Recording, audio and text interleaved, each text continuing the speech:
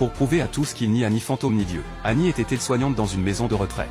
Et le défunt était un homme riche dont Annie s'était occupée. Lors de leur première rencontre, Annie avait reconnu ce démon à visage humain. L'homme riche utilisait les collectes de fonds comme prétexte pour assouvir ses goûts particuliers. Le frère d'Annie en faisait partie. Maintenant le riche a eu ce qu'il méritait. Il a un cancer et n'en a plus pour longtemps. Bientôt, l'homme riche meurt. Annie saisit l'occasion d'entrer dans le cercueil avec ce monstre. Après une nuit entière de tournage, il s'avère qu'il n'y a rien qui ressemble à un dieu. Cependant cette nuit-là, alors qu'Annie regardait les photos en se remémorant le passé, elle a soudain entendu une voix étrange l'appeler. La voix venait en fait du riche défunt. Annie était si terrifiée que tous ses poils se sont dressés. Elle s'est lentement dirigée vers la chambre de l'homme riche. Et la voix fantomatique flottait dans la pièce.